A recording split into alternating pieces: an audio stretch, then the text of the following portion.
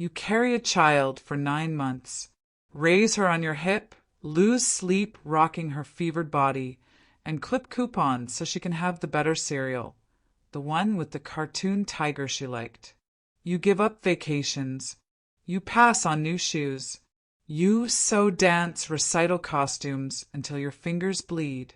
And still, somehow, you wind up sitting alone on a couch at 10 a.m. on a Saturday, staring at an email from your only daughter that starts with, "Hey Mom, please don't come to the wedding. You can watch through this private live stream link." "No, I'm sorry." No explanation. Just that and a smiley face. I sat there frozen, the morning sunlight hitting my lap, the robe I'd pressed for my mother of the bride fitting still hanging on the bedroom door. At first, I thought it was a mistake, that maybe Harper had sent it to the wrong person, or that maybe this was some kind of weird pre-wedding joke. She always had a quirky sense of humor, even as a kid. But no, the subject line read, "Important, wedding access link for you, red heart." For me. Not to me. Not with me. For me. I don't remember exactly how long I stared at it. Could have been 5 minutes. Could have been 50. All I remember is the sound of the fridge clicking on in the kitchen and my heart suddenly beating in my throat. This wasn't a misunderstanding. This was deliberate. Now, here's the real kicker, the part that'll make your blood simmer. I had paid for almost everything. The flowers, the venue deposit, the makeup artist Harper picked on Instagram with over 40K followers, the charcuterie wall. I'd even been the one to arrange her bridal robe embroidery through my quilting friend, Nancy. And now I was being uninvited? With a link? I didn't cry right away. I'm not that kind of woman. I made myself a cup of chamomile, sat at the kitchen table, and thought about what my own mother might have done. She would have shown up anyway, caused a scene, made herself heard. But that's not me. No, I do quiet differently.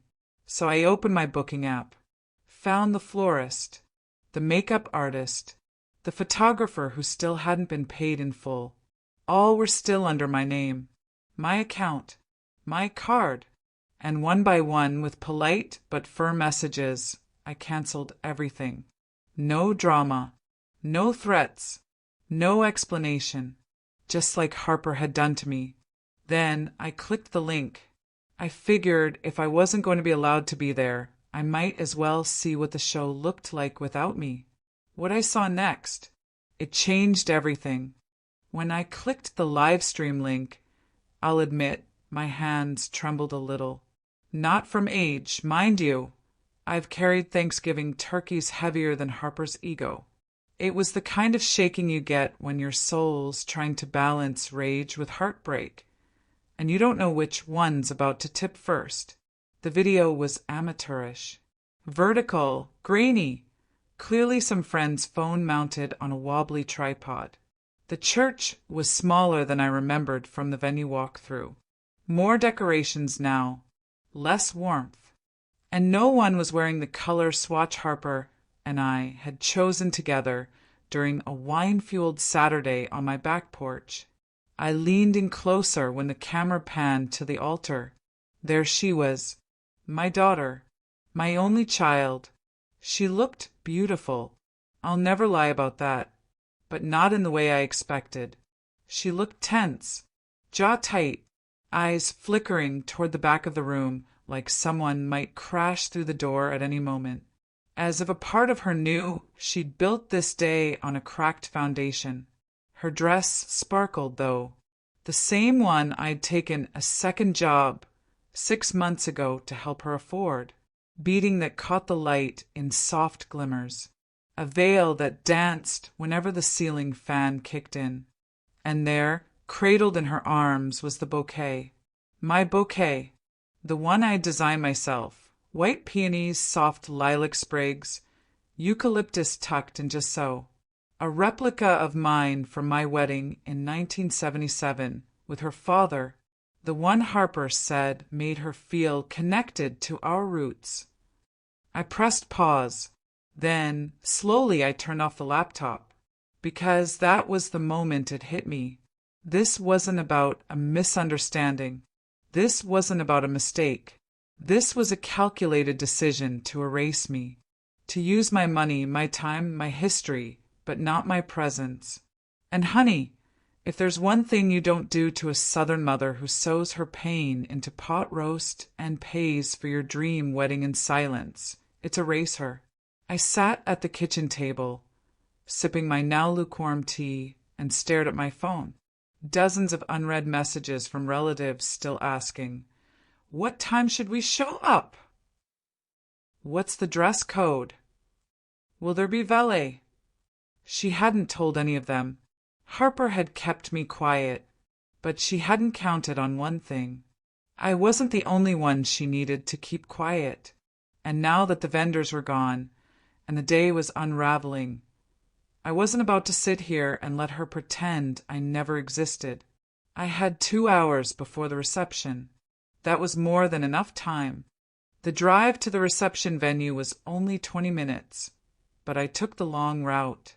Windows down, letting that early spring air roll in. The kind of wind that smells like fresh grass and a hint of grill smoke from someone's backyard. I wasn't angry. Not anymore. I was centered. I parked 2 blocks away. Didn't want a scene. This wasn't about being seen. This was about making sure she knew. I wasn't some wallet she could toss after checkout. I was her mother. And if she wanted to ghost me from her wedding, then she should have thought twice before putting everything in my name. The florist was already there when I pulled up to the back entrance. Poor thing looked frazzled. Half the bouquets still in boxes. I gave her a warm smile and said, "I'm sorry, there's been a change in plans. The wedding account has been closed. You can keep the flowers, sell them to someone else, or donate them." She blinked. "Wait," Harper said. I held up the email from my phone. My name, my account, my cancellation confirmation. Legal and neat. She looked at the screen, looked back at me, and nodded. Next was the makeup artist, still setting up inside, flipping through lashes and brushes like nothing was wrong. I walked over slowly. No need for yelling. Just handed her the same confirmation. She was less pleasant about it. "I have a contract with Harper." "No, sweetie, you don't. You have a booking under my account. If she wants you, she can pay you herself." The silence that followed was refreshing. Then came the final stroke. I walked over to the venue manager, Keith, a nice young man who once helped me carry my purse when I tripped in heels during the tasting. "Keith," I said, "has the balance for today been paid in full?" He looked it up. "No, ma'am. There's still a pending transfer. It says Patricia M. is the primary on the account." "That's me." "Well," I said with a smile, "please go ahead and release the space. They'll need to settle it directly. I'm no longer involved." He was confused but nodded. And just like that, I watched the threads come undone. Inside, I could hear laughter. Music. The cocktail hour had started. But soon, I heard the shift. First it was whispers. Then the DJ's music dropped out. Then Harper's voice rising, shrill and strained. "What do you mean the florist left? Where's the makeup artist? What do you mean the venue isn't secured?" I didn't go in. I didn't need to. I just sat on a bench across the street, watching the guests shift uncomfortably, watching my daughter realize, maybe for the first time, that the woman she'd dismissed had held her up the whole time. The wedding went on. Sort of. But it wasn't the dream she curated on Pinterest boards and pretended she built alone. It was chaos. And when the photographer posted the wedding gallery weeks later, you could tell. Half-finished centerpieces. No coordinated bridal party makeup. A cake that arrived 2 hours late because Harper forgot to confirm pickup. And best of all, no one could find the bouquet because I'd taken it with me, put it in a vase in my living room, let it bloom fully where it belonged. After the wedding fallout, I didn't hear from Harper for a week. No calls, no texts, no apology, not even a guilt-fueled thank you, which told me something loud and clear. She never planned to look back. And maybe that had been her plan all along. Make it to the altar, use what she needed, and shut the door on the woman who raised her. And you know what? I could have swallowed all that. I really could have. I've taken harder hits in life. But what got me was this. Harper had always been close to me. At least she used to be. When she was little, I was her whole world. I used to make little wedding kits out of tissues and tool scraps for her dolls. We'd talk about her dream dress while baking cookies.